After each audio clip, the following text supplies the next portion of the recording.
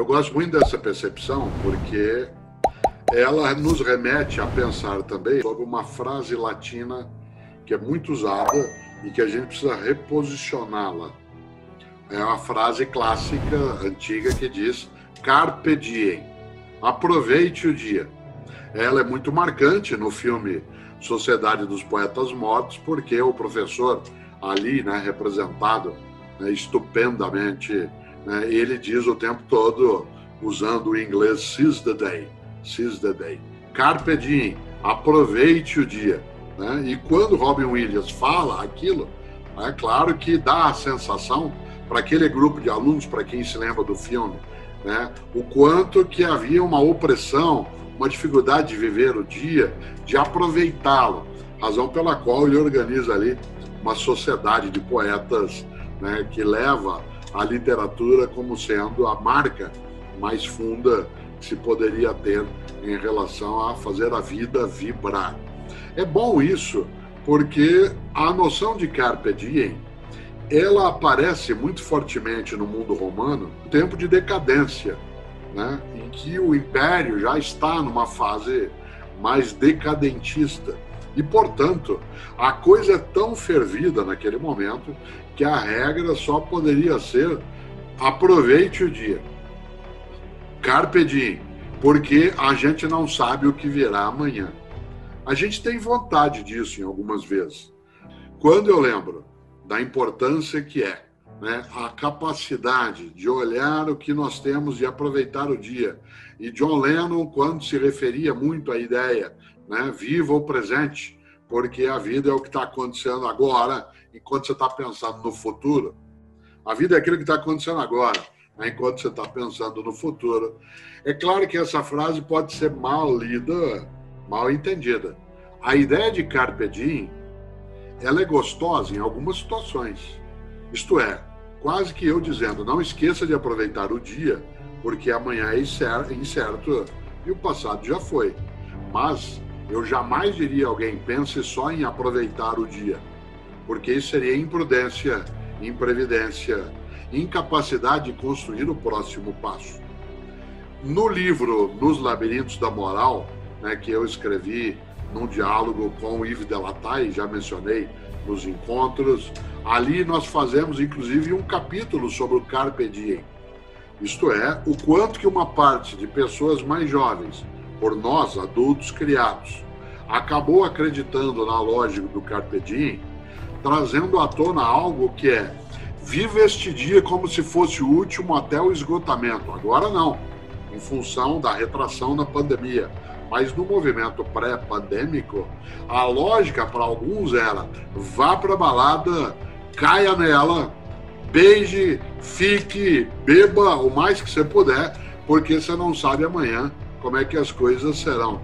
Isso gerou também uma parte de pessoas sem um projeto de vida, sem uma concepção em que a lógica se colocou num campo esgote-se no agora, porque a vida é incerta. Claro que a vida é incerta. Claro que nós sabemos, como lembrou sempre o mundo romano de forma brincalhona, mas que vale, viva cada dia como se fosse o último, porque uma hora se acerta. Viva cada dia como se fosse o último, porque uma hora se acerta.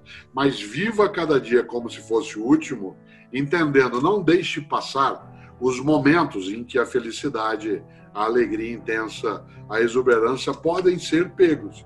Mas não pense apenas no agora, porque isso te colocará numa rota que só as divindades, ou a divindade, a depender da crença, pode oferecer. O Lulinha lembrava antes, uma das coisas da marca religiosa, é necessário trazer aquilo que está na Bíblia hebraica, quando se faz menção a olhar os lírios do campo. Depois, na crença cristã, Jesus de Nazaré retoma isso. Olhai os lírios do campo, que é o nome de um maravilhoso livro do Érico Veríssimo. Olhai os lírios do campo, eles não fiam nem tecem. E mesmo Salomão nunca teve um manto como esse. Viva! Cada coisa tem o seu horário, há tempo de chorar, ao tempo de rir.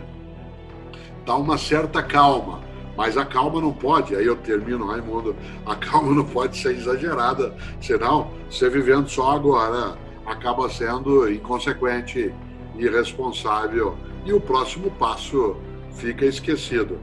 É preciso, voltando ao que eu disse antes, citando Paulo de Tarso, né? Combati o bom combate, mas se desse tempo, eu ia combater mais ainda, não ia ficar sentado aguardando, só aproveitando os frutos, isso não ia me conformar. É assim que eu vejo, e por isso o Carpe Diem, maravilhoso, ele tem que ser entendido como um conselho que funciona para a gente não desperdiçar o agora. Mas o desperdiçar o agora, ele fica muito mais agudo se não se projeta aquilo que virá e nem se presta atenção naquilo que já foi. Pedro já me viu falar, né, em alguns momentos no campo corporativo, e eu lembro isso também no livro com o Paulo Gebaile, o Ainda Dá. Né? Quando a gente está na rota da vida, na estrada da vida, para quem dirige sabe, eu não sei fazê-lo, né? Não tenho nem carteira de motorista e não quero. Eu já fui várias vezes feliz por não dirigir e já fui várias vezes infeliz por não dirigir, por ter que depender, né, de uma outra pessoa em relação a isso. Mas quem dirige sabe que teu carro tem para-brisa e retrovisor. Aliás, ao contrário, né? Para-brisa e retrovisor aqui ou ali. Mas você já notou, todo mundo que dirige sabe disso, e até quem não dirige como eu sabe, o para-brisa tem que ser maior do que o retrovisor.